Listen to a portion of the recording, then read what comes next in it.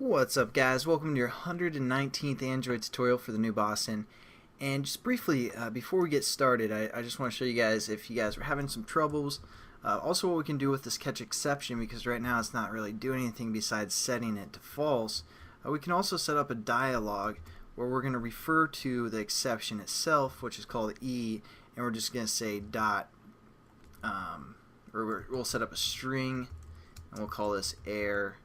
We're going to set this equal to e dot toString, and then we can just basically, instead of this text here, we can set it equal to our error string, so we can get a little bit more information if we are having a problem. So we might change this to dang it. And we just finish off that statement. And what we're going to do in this tutorial is we're actually going to get our data from our database. So we're actually going to work with the SQL view.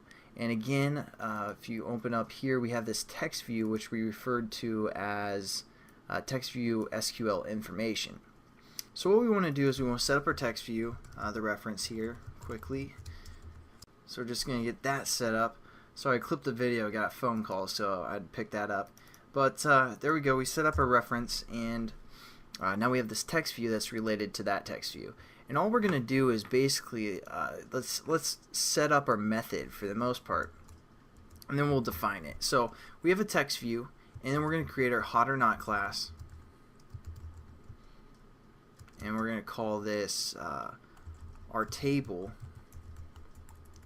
or actually info. We'll call it info, and we're just going to say new hot or not, and again pass in the context of this class. And now what we want to do is we actually want to again just refer to our info, just say dot open.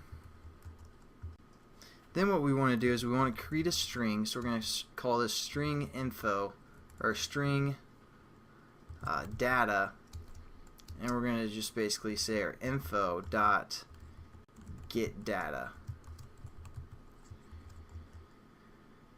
So obviously we don't have that get data class, but that's what we're going to set up here. Again, just to get kind of familiar with how we can, just create methods for the most part and use them.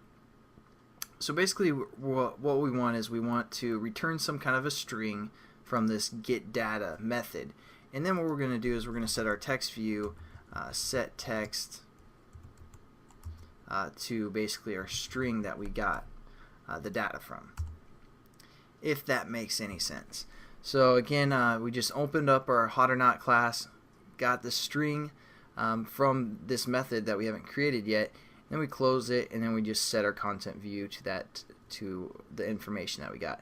So let's just hover over here, and we're going to say create method get data and type hot or not. And as you can see right here, it sets it up for us for the most part. It sets it up for us.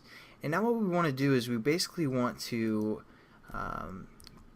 create a string array. We're going to call this columns. And we're going to say new string array.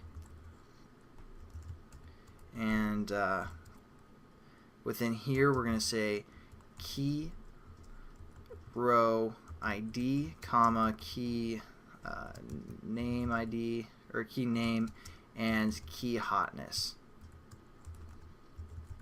So those are again our three columns that we have within our database. Alright, I clipped the video because it was taking too long to finish this specific tutorial, so I'll probably just leave it off at this point, and I'll catch you guys in the next tutorial. Have a good one.